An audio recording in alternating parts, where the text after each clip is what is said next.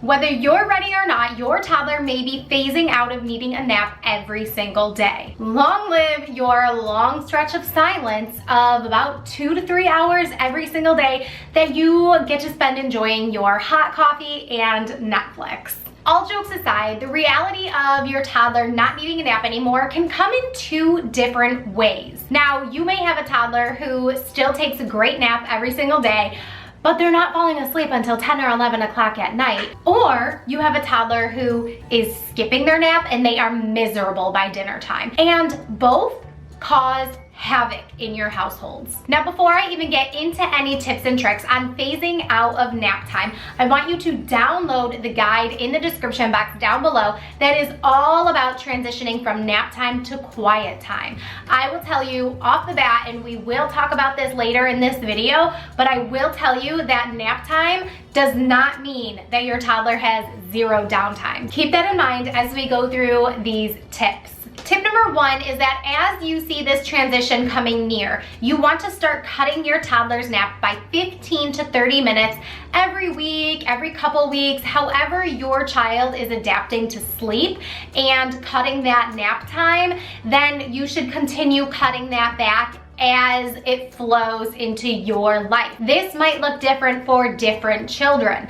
So let's take, for example, a child who is highly sensitive to being woken up a half hour early from their nap, and maybe they are honestly like miserable for quite a good chunk of time once you wake them up. That child, you're only going to want to make this shift once every couple weeks because you want them to get used to having a shorter nap before you cut them down another 15 to 30 minutes. Now, the goal in doing this is specifically for those children who are taking long solid naps and taking a very long time to fall asleep at night. This is going to help you to see the data that if they're taking a 2-hour nap and you cut it down to an hour and a half nap, and instead of going to bed an hour later, they're going to bed a half hour later, then you're seeing a direct correlation in the allotment of time to sleep during the day and how much they sleep at night. I hope that makes sense.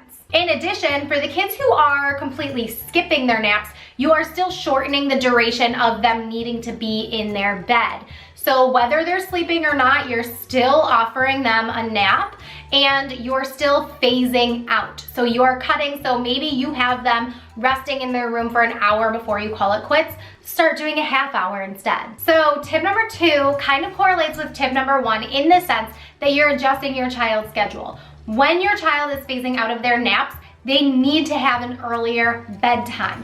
Think of it this way. You're basically doubling your child's wake window. So when your child was younger and you were so focused on your baby's wake windows and making sure that they weren't overtired, the same thing applies in a sense. Not 100%, but when you think about if your child is awake for 6 hours in the morning and then they take a nap and then they're up for 6 hours before bedtime, if they're dropping that nap cold turkey and then going 12, 13 hours without sleeping, they are going to become increasingly cranky, overtired, and miserable.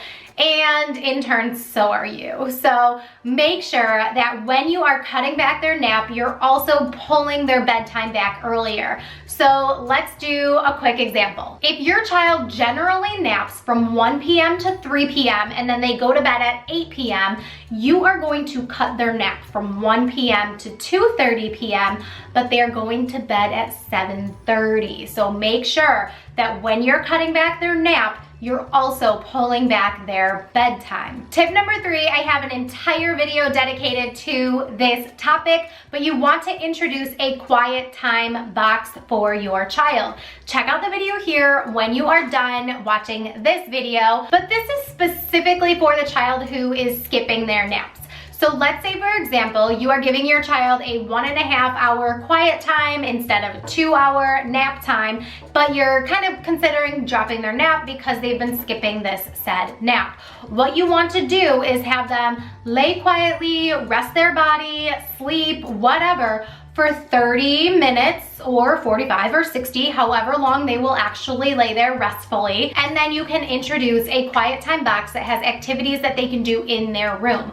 Now, this is going to be something that you want them to get used to doing because you need them to have quiet time for the long haul. Now, even when they're not napping at all anymore, you still want your child to have quiet time. So you can still have your cake and eat it too. Have that cup of hot coffee while you catch up on your Netflix while your child's having quiet time instead of nap time. This is also a really good way for your child to be in a safe place in their own bed and in their own room, and you know exactly where they are and what they're doing, but they're also getting used to having some independent play. The fourth tip that I have is introducing some sort of meditation for your child, and I love using the Zenimal. I hear my kids using their Zenimal almost every single night. I know it sounds a little bit woo-woo, and when I first heard of a child's meditation device, I was like, what the heck? My kids are never going to get down with meditation. Honestly, the way that the Zenimal guides your child through these meditations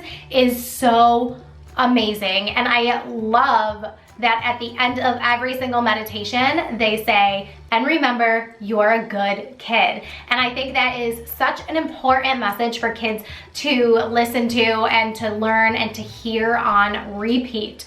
They need to understand that they are good kids, and especially when they're just kind of alone with their thoughts, I think it's a really positive thing for them to hear and to tell themselves. If you are interested in getting a Zenimal, use the link in the description box down below. I highly recommend these, and yes, I do have 3 of them for all 3 of my kids. Tip number 5 is to use positive reinforcement. It is so important to reward your child, especially when they're learning a big new skill. Having some sort of reward system that your child is very familiar with and that they know what is to be expected with this reward system is going to help them want to earn whatever the reward may be.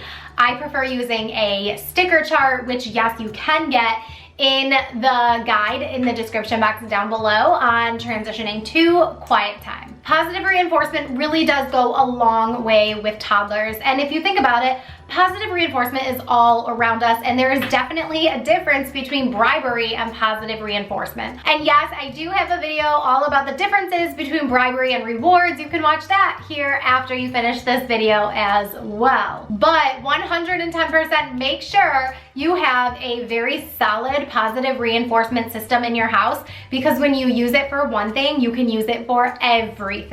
Tip number 6 is something I say all the time: patience and consistency. Those are like my 2 major golden rules when it comes to anything with parenting, toddlers, husbands, children.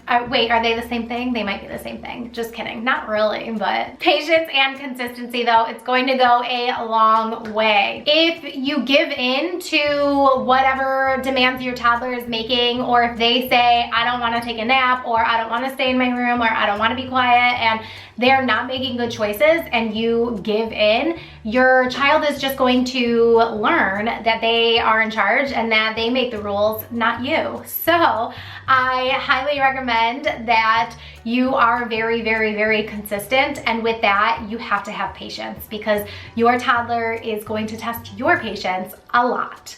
So make sure, you just kind of take a deep breath, do your own little meditation, and everything's gonna be fine. It generally takes 2 weeks for your child to learn a big new skill. So maybe this process will take a bit longer. Generally, dropping a nap takes about a month for your child's circadian rhythm to really adjust and to understand exactly what is going on. And especially when you do take it slower, it's going to take a little bit longer, but just going in with that mentality and the expectation that this is going to take a while is very important. So if you love what you learned in this video, then I want you to grab the guide in the description box down below, all about how to make the transition from nap time to quiet time. Don't forget to watch the next video all about introducing a quiet time box, or you could also watch the video all about the difference between rewards and bribery. And keep blooming. Mwah.